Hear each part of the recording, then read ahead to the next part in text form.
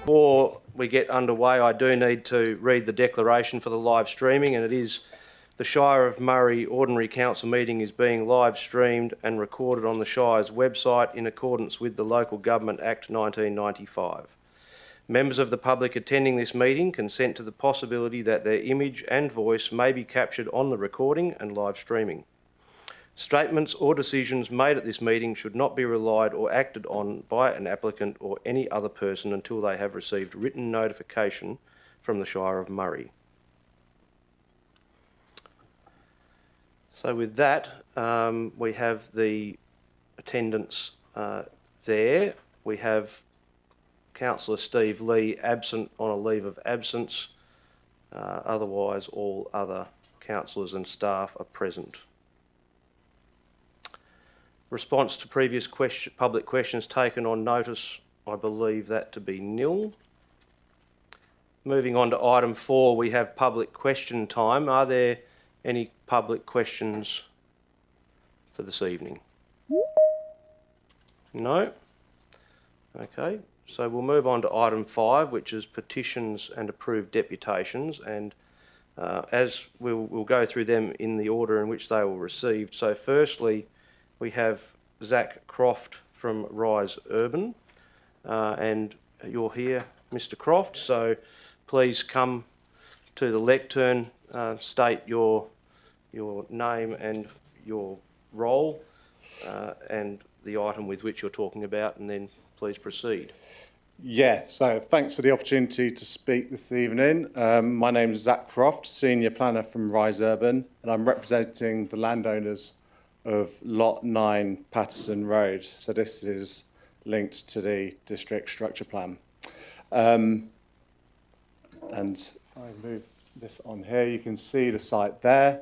So with the red line, located to the northeast of the settlement, and here's a closer look at it there. So it's rural land currently. As set out in our written submission, we believe the site is appropriate to be included within the district structure plan as an extension to the urban expansion area 3, which is located to the south, which you can see here. So you can see in red, Lot 9 Patterson Road, and obviously to the east and to the south is large areas being designated for an expansion area. A small portion at the southern end of the site is currently included in this structure plan as public open space, shown by the green colour there. However, we believe the full inclusion of the site within the urban expansion area is logical and supports the long-term vision of the structure plan. The agenda for this meeting recommends no changes to the structure plan despite our submission, with the reasons provided that it's within the floodplain of the Murray River and because it was not identified for urban development by the sub-regional planning framework. So here on the left, you see the sub-regional planning framework, which shows the majority of the site as rural. We're suggesting it shouldn't be this. And obviously on the right, we show flood mapping. We acknowledge this flood risk as a constraint to development, but would like to reiterate that large portions of the proposed urban expansion area are within the same floodplain. And that's visible on that plan on the right. Flood risk is a constraint that can be mitigated through design, and further consideration should be given to this site to look into its development capability. The provision of public open space should be functional, accessible, and equitably distributed among landowners. The public open space proposed for the urban expansion area primarily benefits Lot 12 to the south, with minimal public benefit or amenity being delivered to Lot 9. It's to Lot 9. This results in a substantial portion of Lot 9 being effectively sterilised for the benefit of another landholding, without any reasonable opportunity for compensation through development potential elsewhere on the site. This is inconsistent with the principles of fairness and equity that underpin the planning system.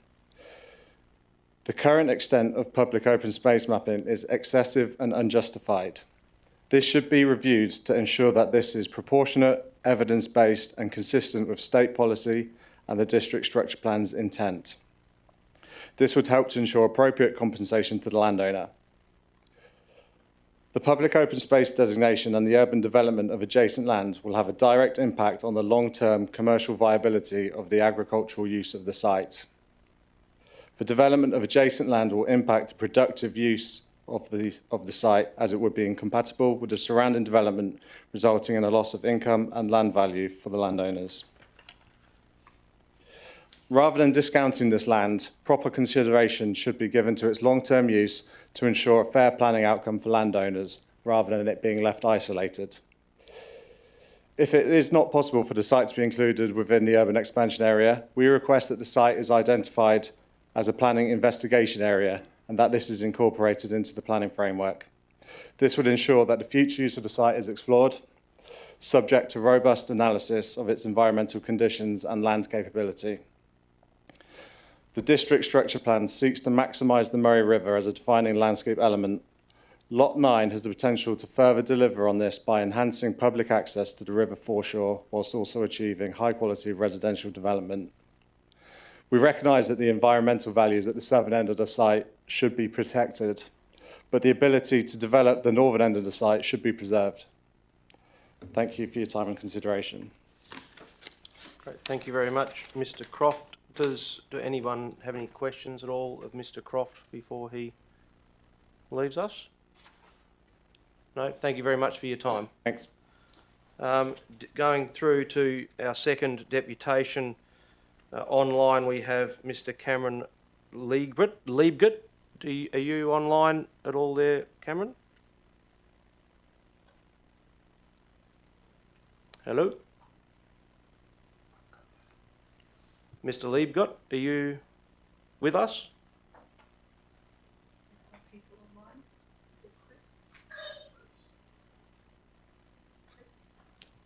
Hi there, it's Mr. Nolan from Urbis. He should be. Give me 2 seconds. He is doing the deputation. I think he just might be letting the client into the office at the moment, so if you can bear with us for 30 seconds. That's fine, no trouble. When you're ready, you can let him know to proceed. Thank you.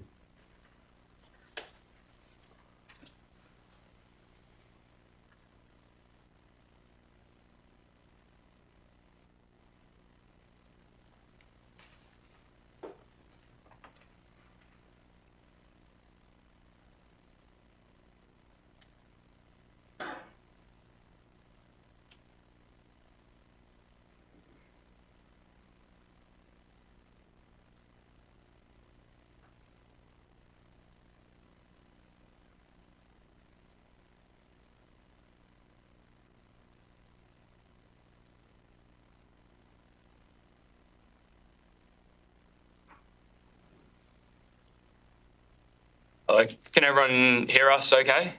Yes, we can hear you. Perfect. So if you could just please state your name and the item which you're talking to, and then proceed. Thank you. My name is Cameron Liebgott. I'm a senior consultant at Urbis, and I've got Chris Nolan online from Urbis as well, and Tom Kane from Fabcot Woolies. I'm here representing Urbis on behalf of Woolies Fabcot, the proponent of the Part 11B Significant Development Assessment Unit application for Lot 112 and 113 James Street, Lot 502 Rose Street, and Lot 5001 Pinjarra Road in Pinjarra.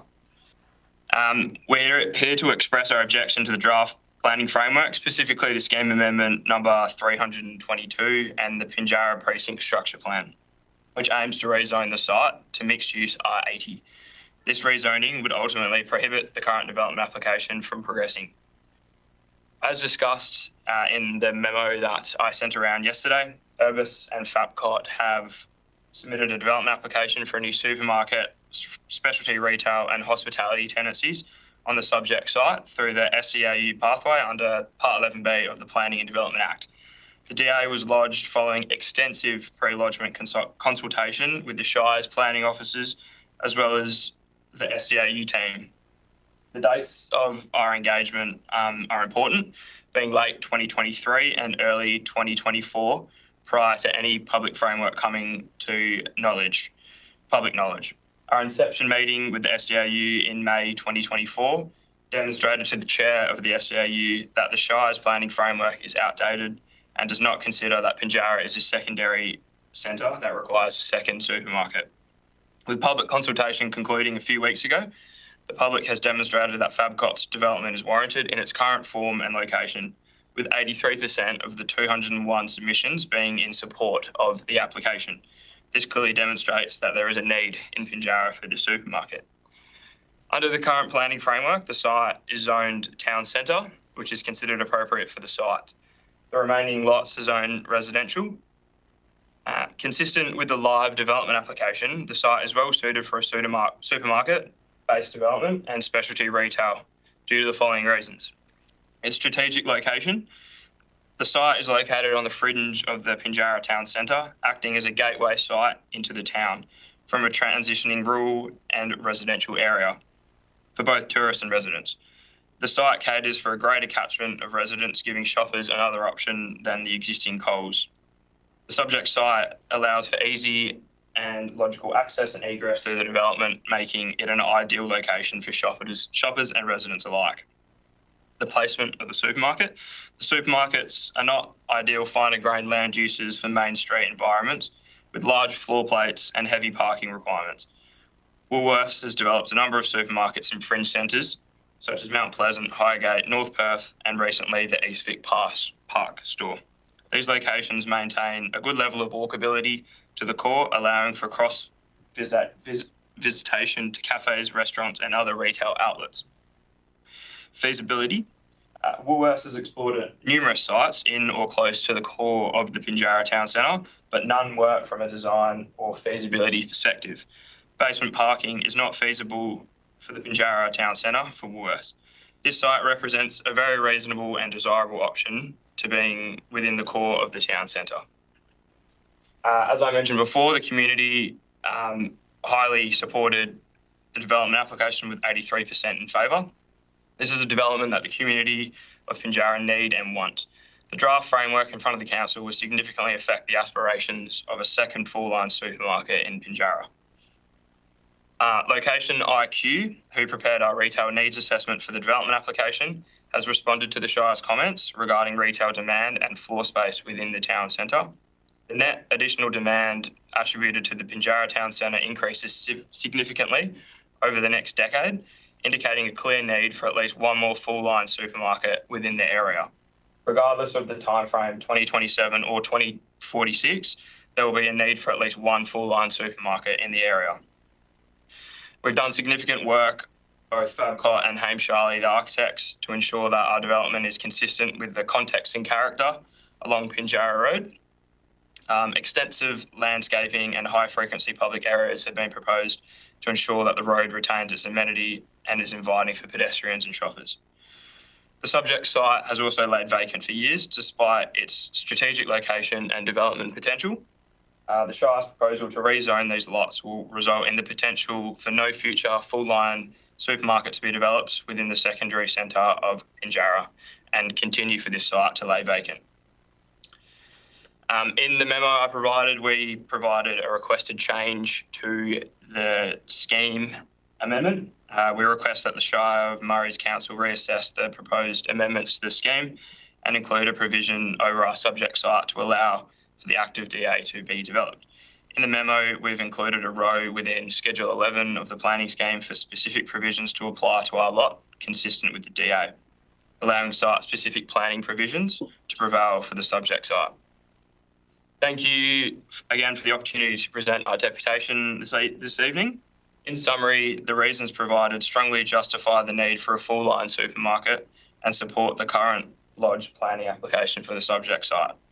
The site is optimal for Pinjarra's second full-line supermarket, and we urge the council to listen and respect the community's support for our development and allow for it. Urbis and Fabcot are committed to working collaboratively with the Shire to achieve optimal planning and built form outcomes for the site. The overwhelming support for the community for this development in its current form clearly demonstrates the need and demand for this project on the subject site. Thank you. Thank you very much, Mr Liebgott. Does any councillors or staff have any questions of Mr Liebgott before we move on? Councillor Rogers has got a question for you, Mr Liebgott. It might be more of a statement than a question, but I just wanted to ask, what's the thinking behind delivering a deputation tonight in relation to this development when back in May, the actual development itself that came to council, no one come up to the council office, no one wanted to, I mean, not saying you didn't want to, but it was an opportunity afforded to council to be in the room to answer any questions or seek clarification on the actual development that came to council. But now that it's coming up in the sense of the planning framework, which I would hazard a guess that the Shire of Murray have more of a space in, because this is going through the significant development pathway for the approval of the development. We aren't the final decision makers. Back in May when it came to council, it just feels a little bit, I don't know, I feel a certain type of way about there's now a deputation being presented when it's being put up as a planning consideration, which we have probably a bit more skin in the game, and what your comments were around that. So, Mr Liebgott, I guess if we can just is there any clarity as to how come now for the deputation as opposed to not when the development was going through? That's the only question I think there. Certainly. Chris, do you want to touch on that? Or Oh, look, I'm happy to jump in. We've had some ongoing dialogue with the Shire for a long time, and we understood the submission. And to be honest, I think a lot of the comments from the Shire probably related to some of the detailed design elements that we're working through with the state. And I'd actually say you probably got more say over the DA process than you probably do over this, because ultimately your framework now goes to the Commission. So I think there was probably a question at the time, a question of value, because a lot of the detail was kind of being worked through with officers and the state officers as well, in terms of state government architect, and in terms of what was going to happen with the Shire. Ultimately was going to make its way through the machine of state government as well. Wasn't a thumbing the nose, it was just part of an overall process that we thought there was better time spent negotiating out with Mr Delahunty and Mr Peake through the state process. So that's the short answer. Okay, thank you very much for the clarity. I don't think we've got any other questions. Oh, yes, we do. The CEO would like to ask a question, please. Thank you, Mr President. Firstly, when people say work through with officers, it doesn't mean that it's an approval or rubber stamp. That's the first important point. The second one is there was a comment there about easy egress and access to the site. I go past that site every day, and a lot of people do, and for an hour there, it's absolutely traffic ground zero with that school traffic coming in and out. And I'm just not sure how you've addressed the traffic issues, given that the school is growing and it's major, and there's significant roadblocks there before school and after school, for example. So I'm not sure about the easy egress and access comment. Have you got any clarity on that? Look, I'm happy to respond. Look, one of the really positive outcomes that could come with this, or will come with this, is ultimately the upgrading of that intersection in some form, and it might be signals, it might be a roundabout. Main roads probably have a preference for a roundabout. Shire have a preference for the signals. Ultimately, Woolworths, as part of this application, will be contributing in some form to the upgrade of that intersection, which I think is only a positive thing. Okay. Which will assist the issue, help alleviate some of the safety concerns, and I think the timing concerns that you referenced. Okay. Thank you very much for that clarity. I think we'll leave that deputation there and move forward, and obviously we'll consider those comments when we get to the item. Thank you very much for your time. Thank you. So moving on to item 6.1 is the confirmation of the minutes, the Ordinary Council meeting 19th of June 2025. Do I have a mover? Councillor Carter, and a seconder, please. Councillor Pike. Does anyone have any comments or questions in relation to that? No, we'll put that one to the vote. All those in favour? passed unanimously. Moving on to item 7, announcements by the presiding member. I have got an announcement to make, which is a very pleasant announcement to make. The reason for the moving of the June council meeting was that the Shire CEO and I made a trip to Canberra where we were nominated for a national award at the local government convention, and very, very proud to say that we managed to bring back the award to the Shire of Murray for regional growth for the Exchange Hotel. So we're very, very happy to have been able to bring back a national award for that project. The Shire once again gets onto the award stage. So yeah, very, very pleased. And while we're talking about awards, I might also use this opportunity to recognise in a formal council meeting some of our people. We have Councillor Rogers received an award last week. We had Crystal Dorr, our Director of Place and Community, received an award.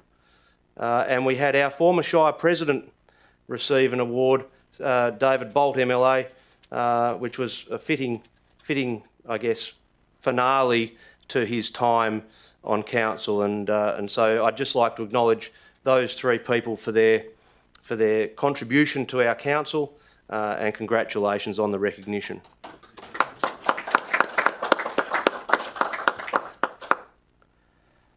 Are there any announcements by elected members other than me?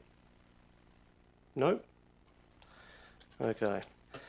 We'll move on to item 9, which is the acknowledgement of receipt of disclosure of interests. We have 3. They are all in relation to item 12.6, and they are all in relation to council concessions. They're all financial interests. So one's been received from Councillor Kirkham, one's been received from Councillor Willis, and one is for myself. So obviously, being financial interests, as they arise, we will be leaving the room, and when I leave the room, I'll ask the Deputy President to please assume the seat of the President and conduct the meeting at that point. So like I said, they're all in relation to 12.6. Item 10, reception of minutes and recommendations of committee held since the previous meeting of council, is nil. Reports of the Chief Executive Officer and officers, 11, planning and sustainability, 11.1 being the Pinjarra Planning Framework consideration of submissions. We have got an officer's recommendation there. Do I have a mover for that recommendation? Councillor Willis, and Councillor Rogers is happy to second it. Is there likely to be anybody opposing this recommendation? Councillor Pike? I won't be opposing directly, but definitely recommending some amendments. Okay. Well, what I'm going to do is I'm going to offer the mover the opportunity to speak to the recommendation. So, Councillor Willis, would you like to speak to the recommendation? Thank you, Mr. President. I would like to say that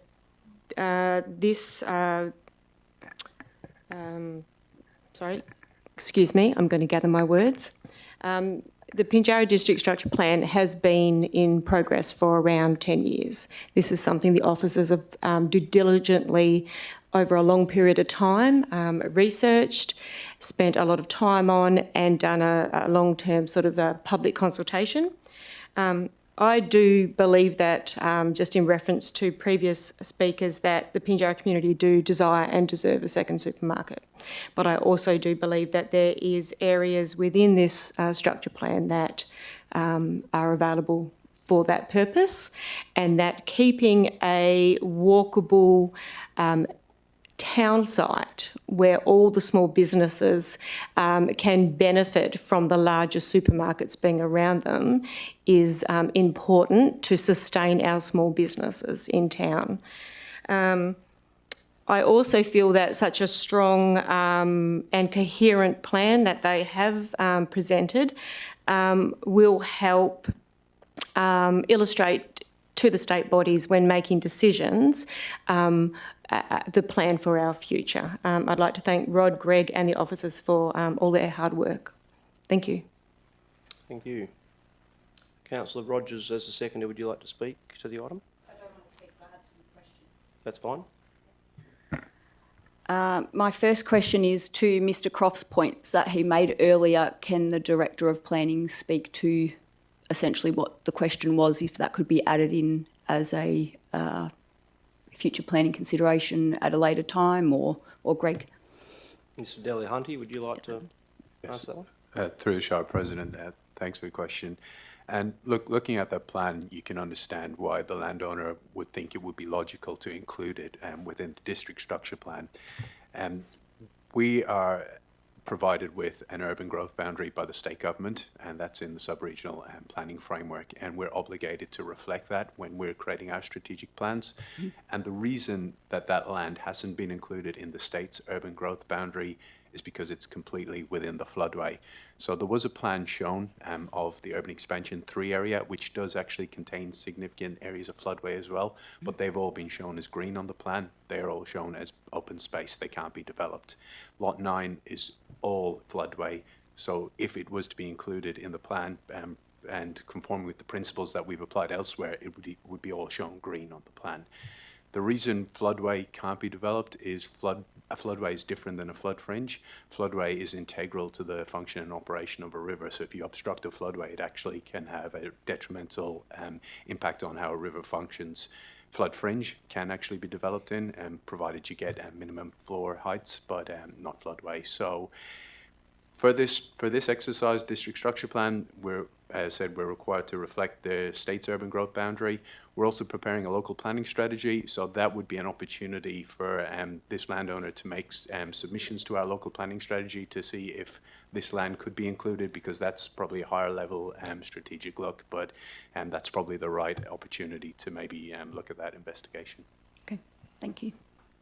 Thank you, Mr Delahunty. The other question I had is it mentioned the use of the wording of European heritage to be then reflected as historic heritage, and that was a recommendation, I think, through legislation. But I didn't know if there was any room to move on that. I think my personal opinion on that is European heritage more accurately reflects what we're talking about in the sense of the built form of the first settlers, I guess, this area of the Eden Vale, the post office, referring to something as historic heritage. To me, the very nature that it's heritage tells you that it's historic. It just kind of felt like a bit of a watered down version. I would like to retain the European heritage wording if we may.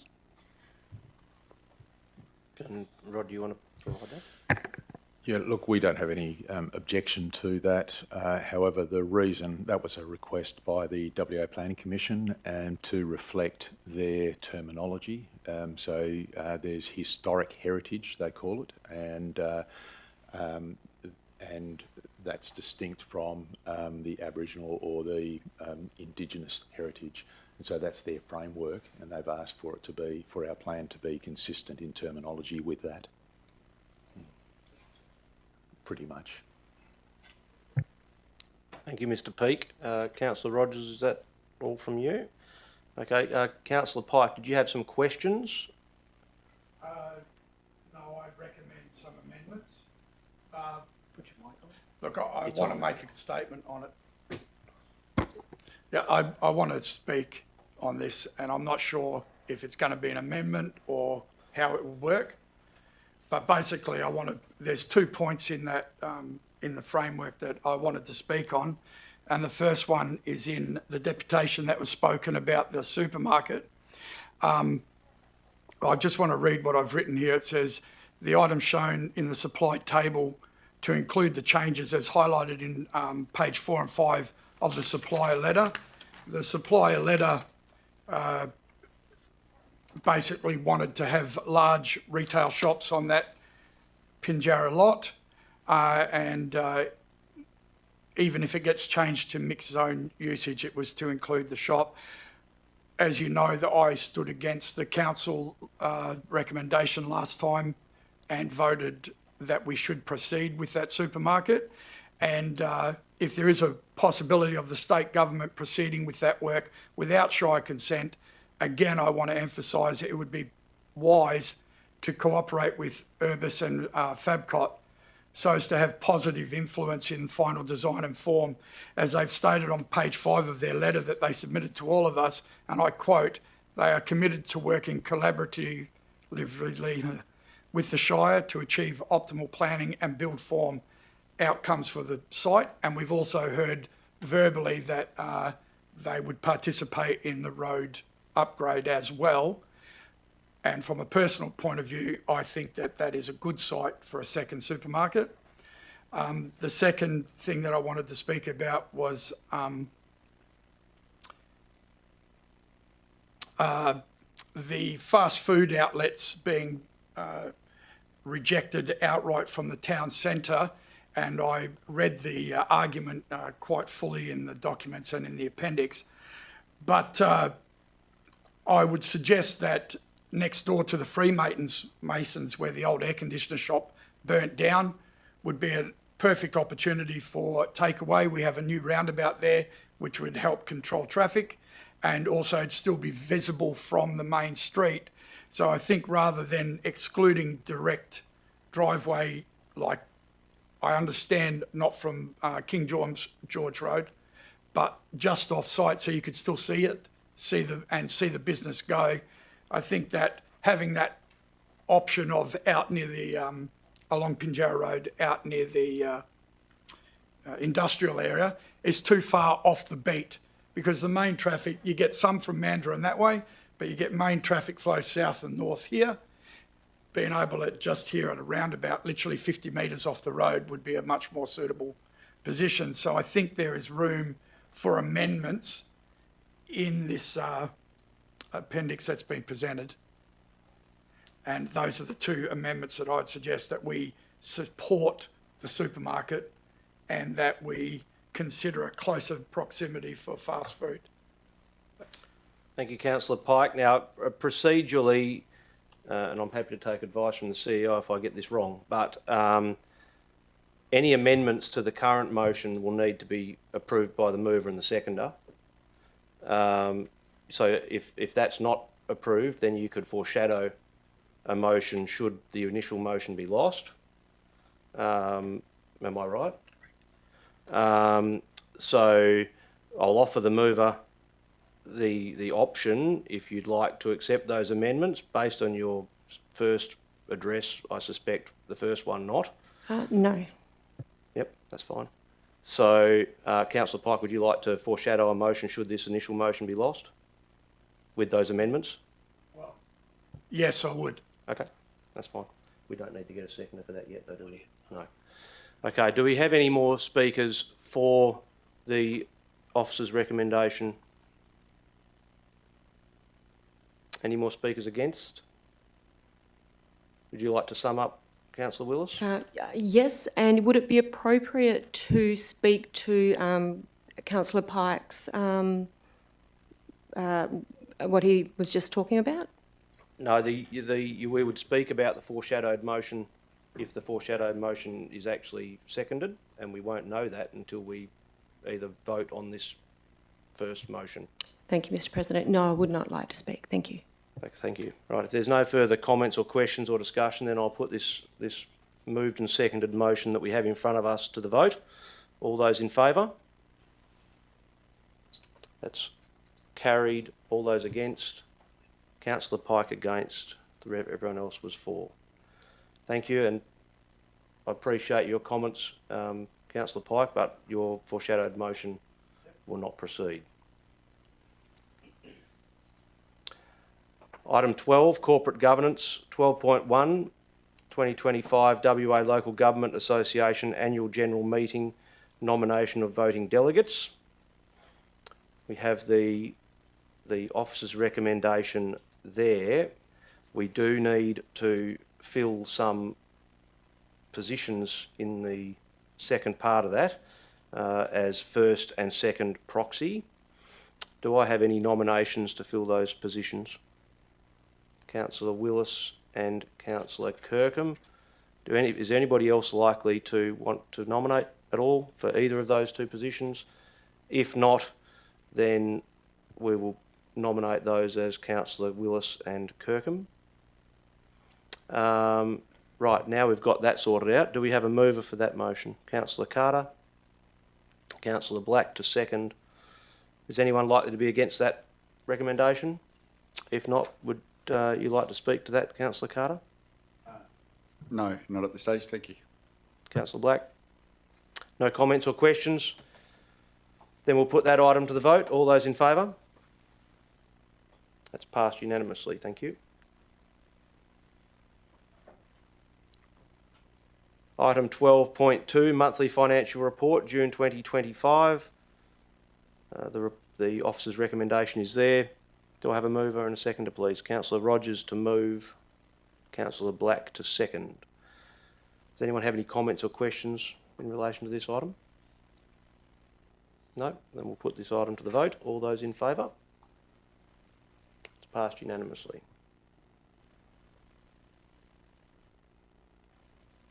Item 12.3, Payments from Municipal and Trust Funds for June 2025. Again, we have an officer's recommendation there. Do I have a mover, please? Councillor Rogers, seconder. Councillor Kirkham. Any comments or questions? No. Put the item to the vote, please. All those in favour? That's passed unanimously.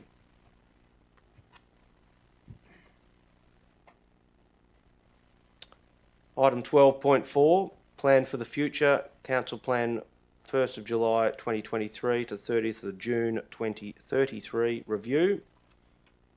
We have the recommendation there. Do I have a mover, please? Councillor Willis and a seconder. Councillor Pike. Do I have any comments or questions? Anyone likely to speak against the item? Would the mover or the seconder like to speak?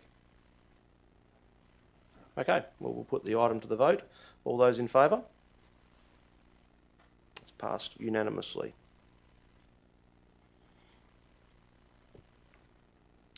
Item 12.5, Long-Term Financial Plan 2025 to 2035. We have the recommendation there. Can I have a mover, please? Councillor Carter. Seconder, please. Councillor Willis. Any comments or questions? Anyone likely to be against this?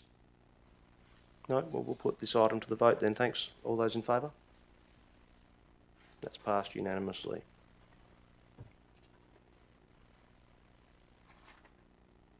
Okay, item 12.6, as I mentioned at the start, that we have got some financial declarations in relation to this item, and they are specifically in relation to the first part in the recommendation, and specifically down the bottom at point 1.13.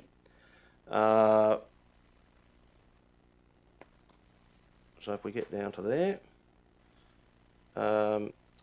I have an interest in section B of 1.13, and Councillor Willis has an interest in 1.13C. So what we're going to do is we're going to vote on all up to 1.13A, and then we're going to deal with people leaving from there. Is everyone happy with that process? Good. Well, can we have a mover, please, for, as stated, Councillor Black and Councillor Kirkham? Is anyone likely to be against, as said, recommendation 1 up to 1.13A? No. Would anyone like to speak? No? Okay. Well, we'll put that to the vote. All those in favour? That is passed unanimously. Now we go to item 1.13B, which is the Wheeler Airfield concession. I have a financial declaration there in that I am a company director that harvests hay on that property, so I am going to leave and I will return. Deputy President Rogers, thank you.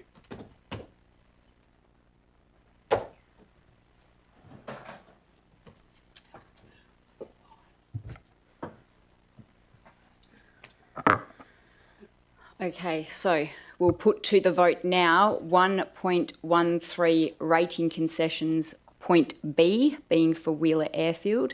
If those in favour could raise their hands, please. Oh, sorry, we need a mover for that, please. Councillor Carter, Councillor Kirkham. Is everyone in favour of the recommendation? No comments or questions? Put it to the vote. All those in favour? Oh, yes? The concession of $1,700 odd, what percentage reduction is that from the initial fee? I believe it's the entire rate. No? What we've done.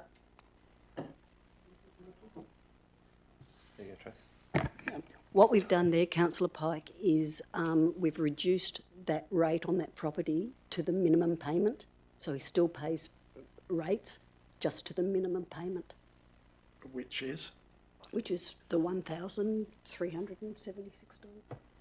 Okay, yep. Does that answer your question? Thank you. Right, we'll now put it to the vote. Those in favour? That's carried unanimously. Thank you.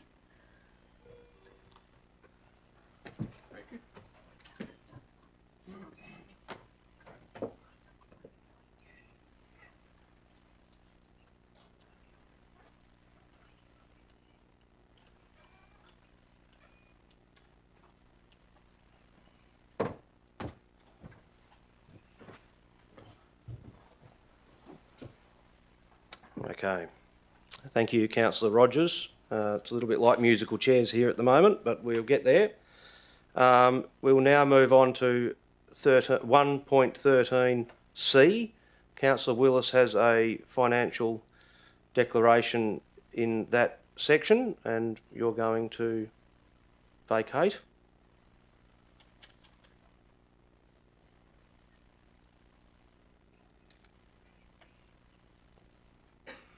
Okay, do I have a mover for item C there? Councillor Rogers and Councillor Black to second.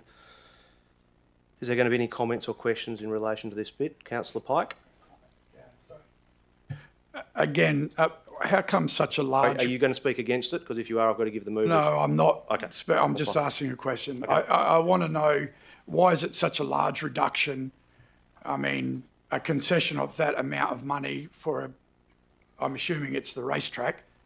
Racing track. Yeah, racing track. So, I'd like to understand why that concession is being allocated to that when they obviously get money. Okay. The CEO has a response, just to clarify that. Yes, Councillor, what happened probably 3 or 4 years ago, the Paceway had an upgrade to their facilities where the horses are stabled. So because of that, Landgate have valued the land as higher, yet it doesn't generate any more income for them, it doesn't make them any more money.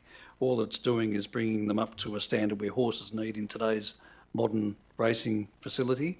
So we felt, putting this recommendation up as we have for the past few years is fair, given the value of the property's gone up only because it's benefiting the horses. It's not benefiting them in terms of income at all. So we felt that was a fair and reasonable approach.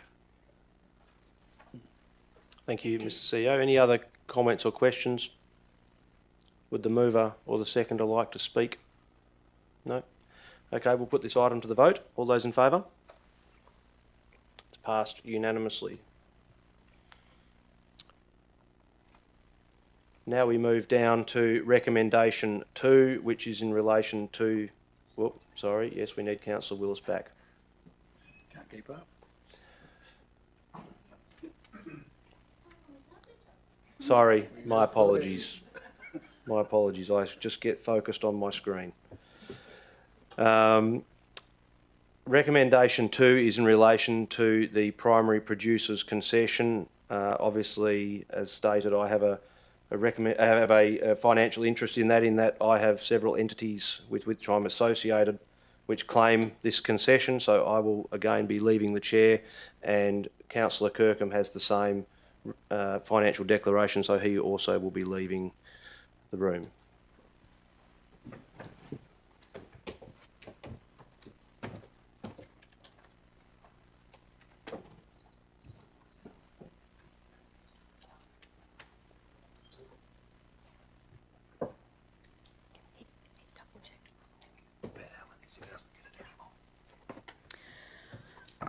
Okay, so recommendation 2 for the council adopting the rating concession for primary producers. Do I have a mover?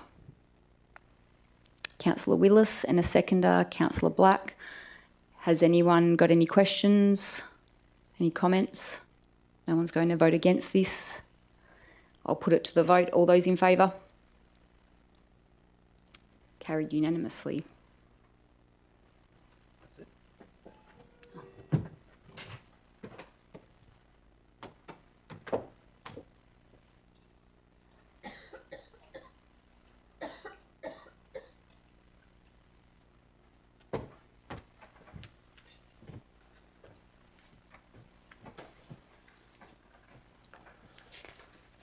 Thank you, Councillor Rogers. We will now move on to item 13, Recreation, Economic and Community Development. There are no items for that section.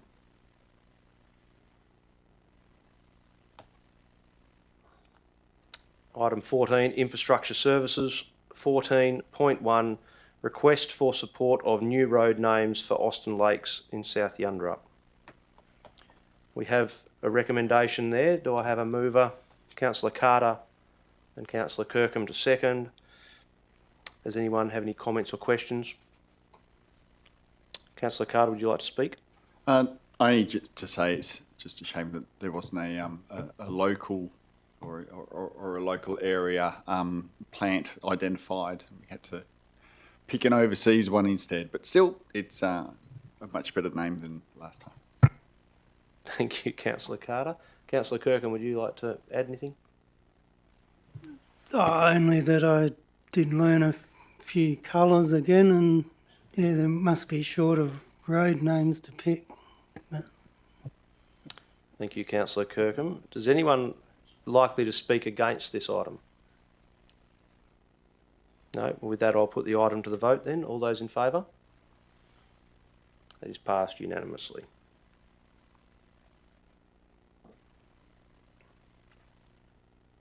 Item 14.2, variation to contract T23/2 hard waste verge collection services.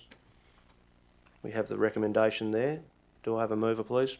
Councillor Carter and Councillor Pike to second. Do I have any comments or questions? Just clarifying, it has to be absolute majority. Okay, so this, just been informed, this has to be by absolute majority, not, as it states there, simple majority. So, does the mover have any comments, please? The information there that I read leads me to think that this is needed and required, and it's an expense that we need to bear, unfortunately. Thank you. Councillor Pike? No comment. Okay. If there's going to be nobody against, I'll put this item to the vote. All those in favour? That is passed unanimously.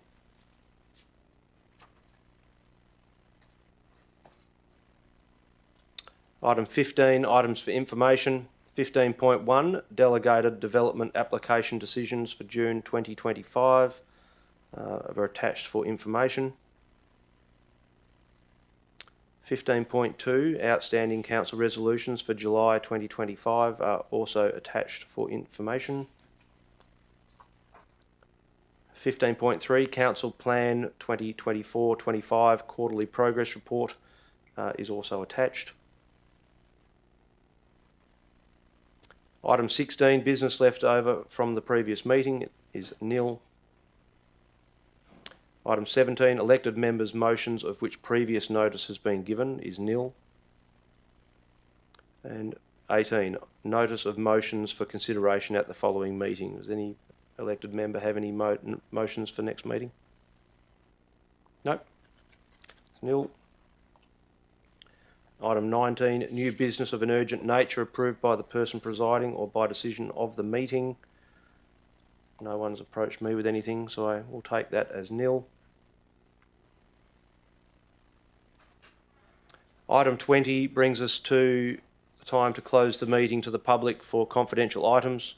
So thank you to the members of the public that have attended the meeting this evening. You're always welcome at our council meetings, but unfortunately this part of the evening takes us behind closed doors for commercial in confidence decisions that we make. Thank you.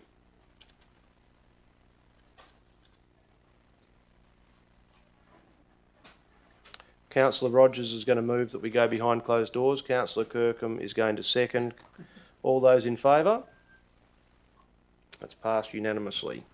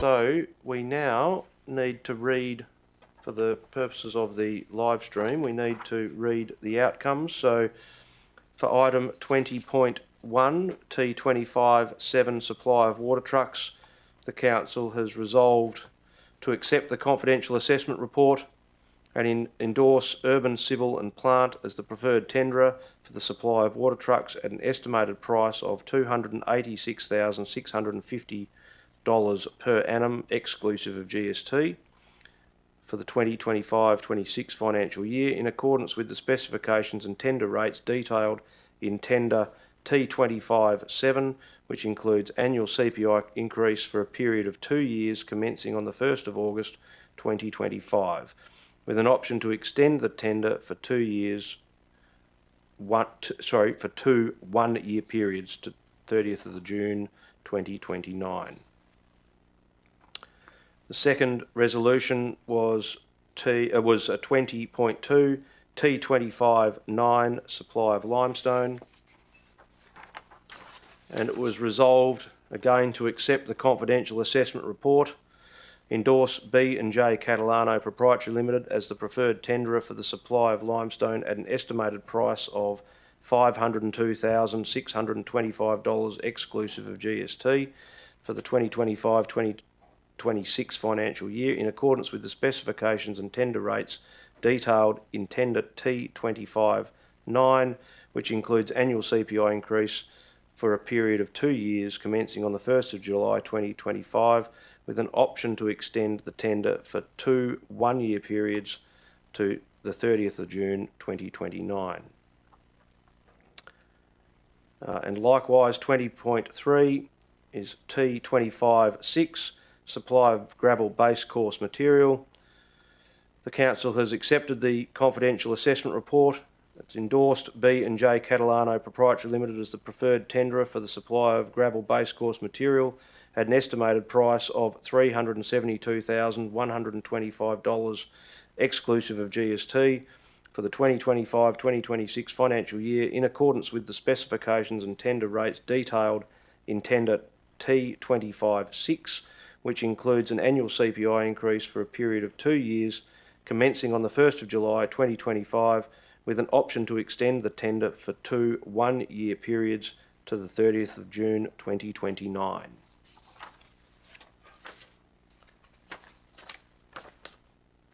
And that brings us to item 21, which is the closure of the meeting.